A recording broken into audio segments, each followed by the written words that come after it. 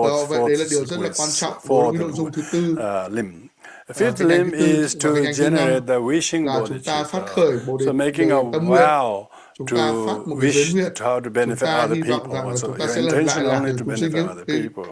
chúng sinh hữu tình khác. Whatever you do. Bất cứ cái điều gì chúng ta làm. And the sixth one is not Và cái thứ making 6 just the wish as wish, là but chúng ta không chỉ translating the wish có into một cái mong action. ước, mà chúng So ta phải chuyển hóa engaging cái ước nguyện trở bodhicitta. thành hành động. And the Từ bồ đề seventh tâm is nguyện that trở thành bồ đề whatever tâm hành. merits and good Bất things cứ một cái arrive, công đức derived nào from doing mà all chúng the ta above, làm được, as well as cũng receiving như Tara là chúng empowerment, ta thọ nhận these cái quán đảnh two Tara Vàng, you will give thì it chúng through the ta sentient beings. sẽ hồi So hướng tới with tất cả this in chúng sinh hữu mind, tình. while Với cái cảm thức như imagining the vậy, holy khi mà presence chúng of the ta quán enlightened tưởng ones, feeling cái deep sự hiện remorse in hữu your của các heart đấng and linh thiêng, positive regret, chúng ta hãy you phát do khởi this sevenfold prayer. cái Let's động chant cơ these thanh tịnh và together cái sự sám 3 hối để times. chúng ta trì tụng cái bài cầu nguyện I 7 take dòng cùng với refuge in the nhau. triple gem and confess all the naked deeds.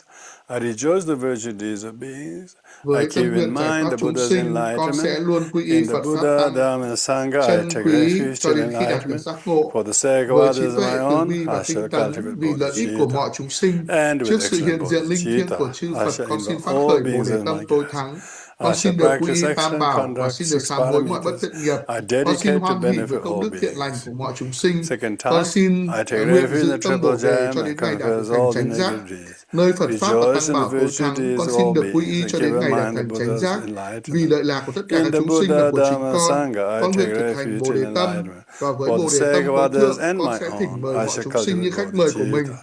Và con And sẽ with thực hành ba la excellent mật tối thượng bodhicitta, cùng với lục I'll độ ba la practice mật. all beings Con as my xin hồi guests. hướng cho mọi chúng sinh I mẹ shall hiền. practice Hứa excellent sẽ giữ conduct, nguyện, the con six nguyện sẽ luôn chỉ paramitas. giữ giáo I lý. dedicate to Con nguyện benefit sẽ giữ all mọi giới nguyện beings. và không quên So tri kiến with the đúng đắn. third time, you will Với lần read thứ in ba, English and chúng whatever ta language you sẽ have. tụng bằng I'll tiếng do Anh it hoặc các in cái ngôn ngữ Tibetan. của các bạn. Quan jo zung la da ye je de ba tan je so so sha de ge la je san je zhang je ye je zong san je zhe dong zo zo la zhang je ba de je zhe ran zhen de ne ra de je zhang je zhen ne je bra ji zhang je zhe ge zhen ne je ne zhen zhen dam je da gen de de zhang je zhe zhe yang je bra ro la ben je zhang je ro ba ra jo. So through this we have Như vậy concluded là chúng ta đã all the xong cái necessary phần chuẩn bị cần thiết, what you call preliminaries cái phần tiền hành before trước receiving khi chúng ta có thể thọ nhận quán this đảnh. empowerment. So now you Bây giờ will do this uncommon supplication, chúng ta thực hành cầu, joining your hands at the chúng ta chắp heart. tay ở You nơi repeat trái tim của after chúng me, ta. Chúng which ta is lặp lại theo lời asking, Thầy. Đây là cái lời cầu nguyện. oh gracious nature of all the three Buddhas of the past, present, Chúng ta future, cầu Holy nguyện đến Master, chư Phật trong ba thời, please quá khứ, bestow hiện tại upon và tương me lai. Xin hãy golden ban cho Tara's con quán empowerment. đảnh Đức So Tara that's the Vàng. meaning, and now Đó you là ý repeat nghĩa của after lời. me. Bây giờ chúng ta lặp lại theo lời Thầy. Tamche kia ngowo, pande lama, dambe, dala, jitsen roma, sendo chengi, jesu nangwa, maluba, zaldu so, maluba, zaldu so, maluba, zaldu so. So with this we have now Như concluded vậy là the chúng ta xong cái preparations. phần chuẩn bị. Now in order Và to bây giờ để do thọ the nhận main part of cái the phần quán đảnh empowerment, chính, please show xin the hãy great pure devotion to the phát khởi Guru cái lòng in the form sùng mộ thanh tịnh với đạo sư. of golden Tara. Đạo sư của chúng By ta trong chân showing your tướng của Đức deep Kim devotion as Tara Vàng. you feel for the Dharma to express your gratitude. Chúng ta bày tỏ cái lòng This biết ơn causes với the đạo rays sư. of light shine from the teacher Ánh golden sáng Tara's phát heart, từ đạo and sư as Tara well as Vàng. this implores the shrine Và shrine golden Tara's heart, and the rays of light then simultaneously arise, radiate from the heart of the teacher and the ánh shrine sáng từ Tara, trái tim của and đạo when sư it từ touches Tara your Vàng body, chạm tới then thân của it chúng ta purifies và tịnh like hóa. a beautiful strong rain washes away all the dirt. Likewise, Tịnh hóa all tất cả your những past cái nhiễm ô của chúng life ta, and these lives, những cái negative nhiễm ô, karma, những cái ác nghiệp của habits, đời quá khứ và đời này wrongdoings, của chúng ta, những transgressions, cái sai lầm của together chúng with ta, your những cái phá giới ordinary của chúng gross ta, physical cùng body, với the cái bone, thân thể của chúng ta, flesh, and the muscle, cái all of cơ your thịt, five cái aggregates cơ, all cái ngũ uẩn của become chúng ta, cái purified, tứ đại của and chúng your ta whole đều được body tịnh is hóa totally và cơ thể của vanished, chúng ta and hoàn toàn there's biến mất nothing và but không còn there gì is a còn lại, pure và chỉ còn luminosity, một ball cái of luminous light, ánh sáng thanh tịnh. so stay in that meditative Và chúng ta visualization. thiền định ở trong trạng thái như vậy, trạng thái giống như vậy.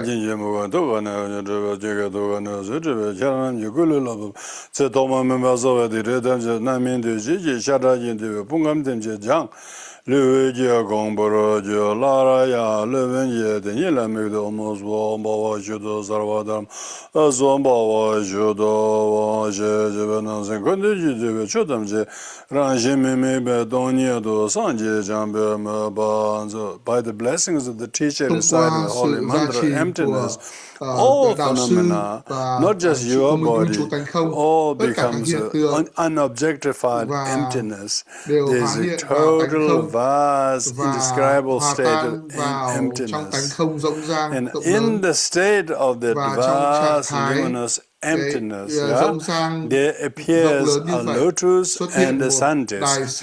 On top of the lotus and sun disk, there is a seed silver ray, yellow seed silver ray.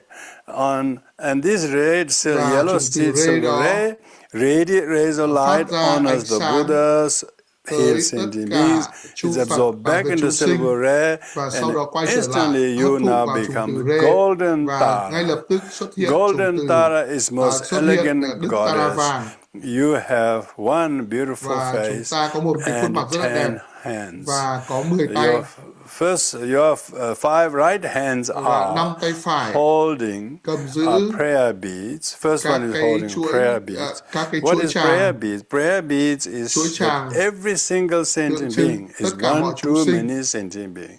So you as a mother will attentive to every single sentient being, like you counting the beads. Every sentient being you will count. And the second right hand is holding a sword. Sword is the active expressions of the wisdom of intelligence and enlightenment and understanding nature of reality by severing the wrong thickets of the wrong view by which one is bound. And the third right hand is holding an arrow. Arrow is to shoot to the target of ignorance, the self-grasping, selfishness. You should always remember the teaching is to stab, to shoot at your own ego and self-grasping. Fourth right hand is holding Vajra. Vajra is brandishing in the fourth hand, represent that this Vajra is your always able to hold your mind and therefore strike the thunderbolt to destroy all adverse wrong views. And fifth right hand is holding a hook. This hook is to lasso or to catch the unruly sentient beings. So these are the 5 active hands. And the 5 left hands are respectively, first left hand is holding a silk ribbon. Is a kind of attributes of beauty and modesty and refinement of the qualities of the mind that is devoid of any abrasive afflictions. And the second left hand is holding lasso. Lasso is a rope by which you will catch the fleeing anger. The anger and wrong view that always do hide and seek with you. You cannot catch it, spot it. But with this lasso, then as a Tara will throw the lasso and will catch all the kind of sort of obscure objects that you don't recognize. And the third left hand is holding a lotus. This lotus is a flower. You are going to give sentient beings. Every sentient beings are so needy of your kindness. So give them the love. Give them the kind of immaculate love that represented by the lotus flower. Okay? And then the fourth left hand is holding the bell. See, bell is the fourth left hand, as the fourth right hand is holding a Vajra. The bell is to ring the awakened beings from the sleep of ignorance. And also to teach the emptiness. The sound thus appears to come from the bell when you ring it, but actually sound does not come neither from the bell, nor from the clapper, no from that person effort, but only the combination of all, as cái well sự as kết the hợp listener của âm having a thanh của tiếng hearing. chuông, của tiếng So trú, to tiếng vỗ teach tay, everything is và interdependent chúng ta thấy argument. rằng tất People cả need mọi to thứ đều wake không up tách rời nhau để from thúc that đẩy sleep chúng of sinh ignorance. từ cái giấc So ngủ that is vô minh của chúng sinh. the bell. Đó là And cái the tiếng fifth chuông thứ left tư, hand is và cái holding tay a thứ năm, bow, tay trái the thứ năm bow of cầm một cái compassion bát, and cầm cái bát arrow of wisdom. của They lòng must go từ bi hand trí in tuệ, hand. So you must và always show compassion chúng ta luôn luôn cần to phải thể hiện lòng other từ bi sentient với beings. những chúng sinh And you khác, are seated in a very và chúng ta elegant ngồi trong một posture. tư thế You are rất youthful. là thoải mái, On top of your head và trên đỉnh đầu của chúng ta is of course beautiful tiara, and là you have a necklace and có các cái đồ trang bracelets and sức như là girdles and rings and anklets, vòng cổ, vòng and tay, mũ. and so with this in mind, Với tâm thức như vậy, you are sitting chúng in a ta very ngồi trong một tư playful thế posture. rất là At an yourself. trú. Now this is the Và visualization bây of giờ thì yourself chúng in the ta quán form tưởng of chúng Samaya ta Sattva trong tư golden thế Tara. của các vị bổn Now tôn Samaya Sattva means giới nguyện symbolic. Tara. Now we cannot just remain symbolic. We need to invoke Chúng ta cần the phải thỉnh mời actual các vị bổn wisdom being, tôn, Jnana Sattva. các vị bổn We tôn need trí to tuệ. bring the engine of the Chúng ta car's cần phải mang body. cái Merely having động a cơ car của ô body tô is not tới. a car. We have to have the right correct engine. Chúng ta Likewise, cần phải có we cái have to động cơ ô invoke tô the cũng như cái engine, vỏ ô like tô. Chúng ta conscious cần phải thỉnh mời spirit, Holy cái Spirit of the Tara, cái so as to trí tuệ possess linh and thiêng của độ mẫu Tara possess you. để In order to do tới this, với now chúng ta. teacher will do this through Để làm mantra, điều này bây giờ mudra, and thì dhyana. đạo sư sẽ This is what we thực call hành cái thủ mantrayana. ấn, thỉnh Mantrayana mời always use các vị recitation bổn mantra, tôn thiền định. and so what is caused by this is, as you are now already in the form Bây giờ of chúng ta golden đang ở Tara, trong 10 thân arm tướng golden của Tara. Đức Tara Visualize that on thập thủ. your forehead Chúng ta quán is tưởng a ở white nơi syllable Om, yeah? nơi White nơi xa syllable trán của Om. chúng ta là At chủng your throat từ is Om a màu red trắng. syllable Ở A, nơi xa yeah? cổ họng của At chúng ta là chủng từ your A heart màu is đỏ, a và nơi trái tim của chúng ta blue là chủng syllable từ Hun màu xanh da blue trời. syllable Hum. That's the kind of the normal là cái cách general quán tưởng one. rất But là bình if you thường. wanted to think Nếu of như it mà chúng ta nghĩ more elaborate ở version, một cách thức then you có nhiều visualize chi tiết there's hơn, a white chúng Om ta quán Tare tưởng là So Om on your eyes, ở blue nơi Om Tutare So on your ears, and yellow Om Ture So on your nose, and the red Om Tu Soha on your tongue, and then blue Om Re Soha in your tiếng của heart, thầy đang hơi bị lỗi. and green Om Tare Ni Có cái Swaha việc là chúng ta quán on your tưởng các crown. cái chủng từ So that's ở the trong câu minh chú actually ở các bộ specifically phận khác mentioned nhau in the trên cơ thể của chúng sadhana. ta. Nhưng mà Here chúng ta you tụng can chú của đức visualize độ mẫu simple one Tara, Om, white Om here, red Om eye màu here, trắng blue ở Om, luôn xa or trán. you visualize all those six Chúng ta quán parts tưởng being 6 dotted điểm ở by trên the thân của chúng ta. mantras. So in this way, you visualize, Chúng ta cần phải quán tưởng and then as your devotion is với expressed, cái lòng sùng and mộ của chúng teacher ta, đạo and sư the shrine, golden phong Tara, chiếu hào both go quang and implore the blessings và thỉnh to cầu the sự gia trì resultant Tara dwelling của tất cả các vị độ in the mẫu, Patala realm, tất cả các vị invokes Phật, the Tara, and then due to the mantra và thông qua and the cái mudra sự trì and tụng minh dhyana chú, and thủ faith ấn and devotion of với lòng each of sùng you mộ và lòng tín asking, tâm, raise a thì light issue from the heart, go đạo to the sư Patala xuất ra ánh sáng từ trái realm, tim, from here where the và golden Tara, tiny as a sesame seed, some chúng ta as a thấy là grain, có rất some nhiều as các the vị size of a Tara rất là marble, nhỏ, rất là others to, slightly bigger, nhỏ bé some như as cái viên bi, huge to as như núi mountains. Meru, và Inconceivable number of them có vô all lượng các vị shower Tara màu upon vàng you, và and rơi ở trên thân as của chúng ta, like the và snow falling on the giống warm như rock là and tuyết absorbed rơi ở into the trên warm núi rock. Likewise, và your warm thấm đẫm vào cơ devotion thể của chúng ta, causes the shower of the many giống như golden là một taras trận absorbed into you. mưa rào của rất nhiều vị Inseparably, these Tara two trên thân của chúng fuses ta. together. Và And as I ring the bell, recite khi the mà thầy rung mantra, chuông you tụng should chú, allow yourself chúng to be ta quán completely tưởng rằng là bản animated thân and chúng ta possessed là by hoàn the toàn descension of the họ nhận cái sự transcendental gia trì wisdom. của đức độ mẫu Okay? Tara. Yaranan yera om dimbra doga hong le zedu lo jo bodala ne jizum ku jawara raza baba mezeza chungwa den reza zamye me yaba jin so chambola jawa baba den zela kawa baba sip sip de yizo demba yu jinje love dem ba dem ba no ba zo dare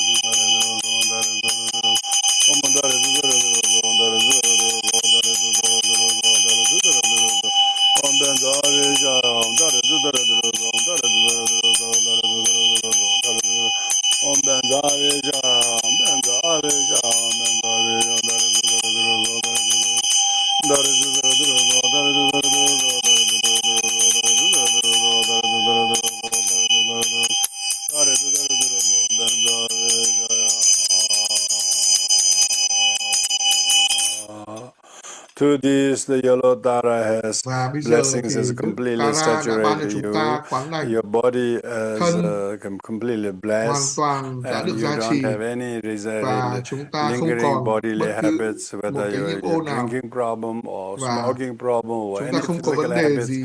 that you have long wished to transform. It's all quashed and purified. Now you make a vow to honor this Bây giờ by thì chúng ta phải phát một not cái nguyện, harming your chúng ta body or sẽ không bind your làm body to tổn any hại cái sentient thân thể beings, của chúng but ta, instead you should meditate và chúng on the ta Tara. cần You phải also got the quán formal tưởng đến permission độ to mẫu do the Tara. meditation Và on bây giờ this chúng ta có thể quán 10-armed tưởng yellow tới bản thân Tara chúng ta or chính golden là Tara. Đức And this Tara has thập thủ, purified your negative karma's body, và chúng ta and không your body phạm has các a cái ác now nghiệp về greater thân của chúng potency to ta. benefit sentient Và bây beings. giờ chúng ta có thể làm lợi Now, lạc cho in chúng order to sinh hữu receive tình. the holy speech Và bây giờ để có blessings, thể thọ nhận you quán should do từ the quán lành following khẩu của visualization. chúng From the ta phải quán teacher, tưởng từ yellow Tara, golden Tara's từ heart Đức Đạo Sư Tara issues Vàng của chúng ta mantra rosaries xuất hiện dòng minh surrounded by chú the syllable quay xung tam, quanh chủng từ surrounded by tam, Om Tare Ture Soha. câu chú Om Tare Tu Tare Of Ture course, you can Soha, repeat after và me the chúng Om ta có Tare thể Tu lặp Tare lại theo lời Ture. thầy. Then Câu chú Sarva Ayu Punya Pushtan Kuru. So you can repeat that or the chúng 10 ta lặp lại syllable theo lời mantra. thầy. They usually say you can just do the 10 syllable mantra or the specific mantra. And so imagine as you repeat after me, Khi mà the chúng ta lặp mantra lại theo lời emits thầy from the teacher's thì mouth cái dòng minh chú as đi a ra từ miệng golden đạo sư, garland and một cái goes dòng minh into chú your màu mouth, vàng đi ra goes khỏi into miệng của your đạo throat, sư, and đi vào goes miệng and của chúng absorbs ta, đi into your vào cổ heart họng của chakra. chúng It ta, đi unveils your vào heart luân xa chakra tim của chúng as ta a và hấp thụ vào golden luân xa tim của chúng ta. wheel of Dharma. So Và with this in mind, với tâm thức như vậy, you will repeat after me chúng ta hãy lặp lại theo lời đạo these sư mantras. câu minh chú của Đức Tara. 이게 주방한 된 거와라 안데 이바중 르벤지 전에도 결혼한지 좀 가서 예고도 가봐서 반디 젠들은 좀저 옴다레 두다레 두레 사르와 아유 분예 부신구루 소하 옴다레 두다레 두레 사르와 아유 분예 부신구루 소하 옴다레 두다레 두레 Sarva Ayu Punya Pushinguru Swaham Dare Dudare Zon Dare Dudare Dare Dudare Dure. Through this you have received the Như vậy là oral chúng ta đã nhận transmission được cái of the khẩu truyền mantra, minh chú. but first Trước tiên recitation has made the mantra to be chúng ta tụng minh chú to unveil your mantra in your heart. Secondly, để makes that as inseparable form. không Third is become very minh chú stable. không tách rời khỏi And tâm thức so của chúng now ta. you should, as you repeat these Và words khi mà after chúng me, ta you lặp strew lại theo some lời thầy, flowers. Imagine chúng you're ta offering some tung flowers hoa cúng or dường, katas or something chúng like ta that. dâng khăn Or, kata in order and then để request, thỉnh cầu. repeat after me, Chúng ta saying, hãy lặp lại theo lời thầy. Oh, blessed one, me having received your blessing, please consecrate the blessings. So, Hãy with thần this in thánh độ mind, mẫu, xin hãy you ban quán repeat đảnh cho con và xin hãy niêm phong cái quán đảnh này cho con.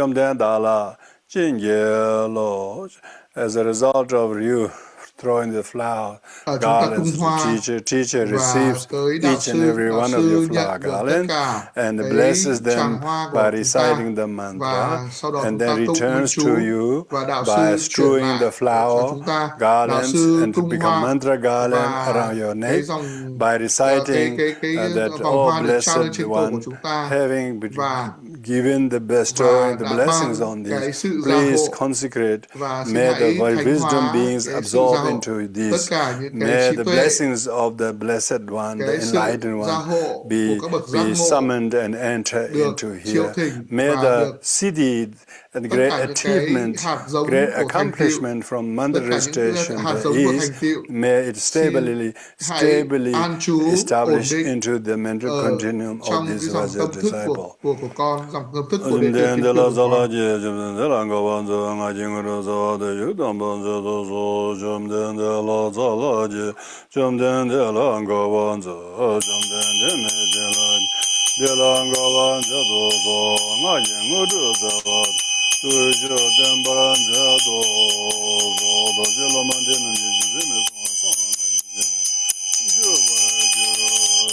Through this you have received the holy Như vậy là chúng ta nhận golden được Tara's mantra cái translation. khẩu truyền It minh has chú của Đức Tara blessed Vàng, and purified và đã được your gia trì mouth, và đã được your tịnh hóa cái khẩu của chúng verbal ta, and và cái and lời nói của chúng neuro ta, linguistic cái ngôn ngữ communication của is chúng ta, cái completely sự giao tiếp của purified. chúng ta All đã the được tịnh hóa. obscurations, Tất bad cả những mouthing cái chướng habits ngại, and tất cả những cái sharp điều tongued không tốt liên mouth quan and đến lời very nói của chúng hurtful ta saying đều được tịnh hóa, habits are all và gone tất and cả những thói quen purified. xấu của chúng ta về Instead, lời your nói đã speech được has tịnh become hóa, so và lời nói pacified, của chúng ta đều trở so nên rất là thanh tranquilized tịnh, by it, like you are và always able to speak as if you are Tara. So và beautiful, so elegant, so tất cả accurate, những but lời not nói của chúng ta đều condescending, rất not là ái ngữ, hurtful, rất not là thanh tịnh, derisive. rất là You hòa can nhã, use the speech incredibly, rất là mềm make mại, everybody become happy the và way you giúp cho speak tất to cả mọi them. người được trở nên And vui vẻ hạnh phúc ở bất cứ nơi nào mà chúng ta tới. so with this in mind, Và như vậy, với you tâm thức have như vậy, received that. chúng ta đã nhận All được the transmission of the sự khẩu truyền golden Tara. minh chú của Đức So Tara at Vàng this moment, vào cái thời điểm in này, order to receive the để thọ last nhận bit of cái blessings, imagine giá as trị you cuối show cùng, great devotion chúng to the ta mind of quán the tưởng là teacher. chúng ta phát kiến một tín Teacher tâm với đạo goes sư to của chúng invoke the ta, blessings from và đạo the sư thỉnh front mời generation, cái sự and giá trị then it goes to của chư vị bổn the tôn pure realms, from the pure realm, từ Potala các realm, cái and cõi tịnh độ, và from the shrine, từ tiny trên các cái pháp bảo của các ngài, tiny thumb-sized và taras, các vị whose Tara rất nhỏ bằng ngón tay, non-conceptual wisdom với trí in the tuệ, form of Utpala, green Utpala, với các cái bông hoa sen màu imitate xanh, inconceivable number of green vô lượng Utpala các flowers bông hoa sen imitate, màu xanh, and then as it absorbs into và hấp you, thụ vào cơ thể then của chúng it's just ta, like the rain falling onto giống the như là water, mưa become ở one, trên all the thân thể của chúng blessing ta, become completely saturate your mental continuum. và an trú vào trong cái dòng tương tục tâm thức của chúng ta.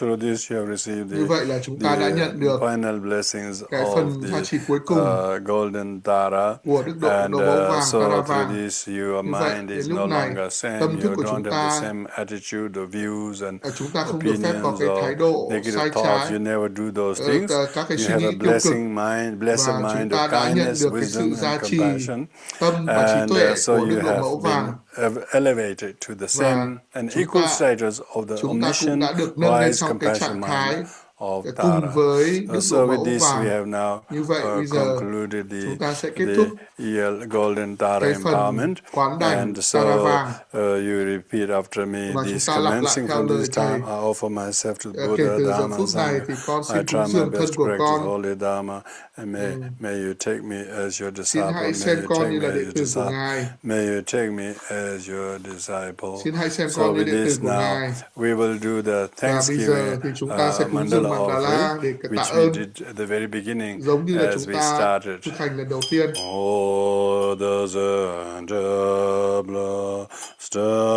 Mặt đất được tịnh hóa với hương thơm và trải đầy hoa.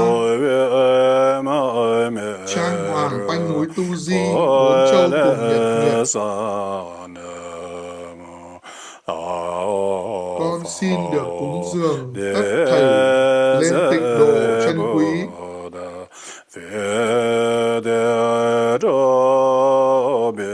Nguyện tất cả chúng sinh mẹ hữu tình có thể thọ hưởng nơi cõi Phật.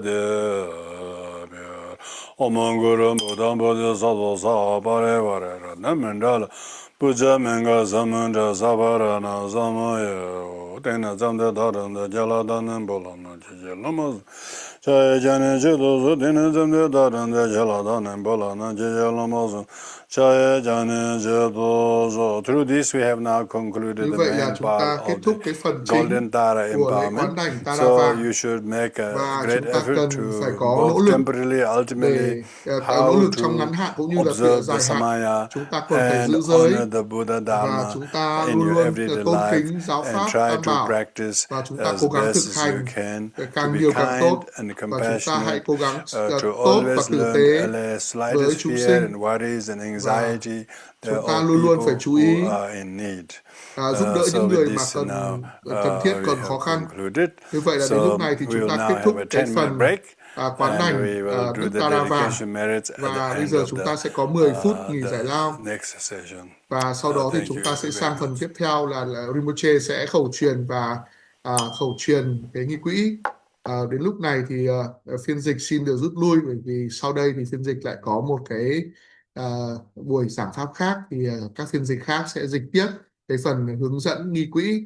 Xin được tri ân công đức và tùy hỷ công đức của đạo sư cũng như tất cả các quý vị đạo hữu, và xin hẹn gặp lại các quý vị đạo hữu ở trong các cái hoạt động Phật pháp pháp tiếp I theo. will give the explanation of the golden Tara sadhana and link for the sadhana. Quý vị đạo hữu Sadhana nghỉ giải text lao will trong be vòng 10 shared phút. in the Zoom chat Cái in nghi all quỹ sẽ languages được chia sẻ ở during the trong cửa next sổ 10 chat. minutes. Trong 10 phút nữa thì See you thầy sẽ later after the break. khẩu Thank you truyền so nghi much. quỹ và giải thích nghi quỹ. Quý vị đạo hữu có thể tiếp tục tham gia. Xin được tri ân công đức và tùy hỷ công đức của đạo hữu, và xin hẹn gặp lại trong các cái hoạt động Phật pháp tiếp theo.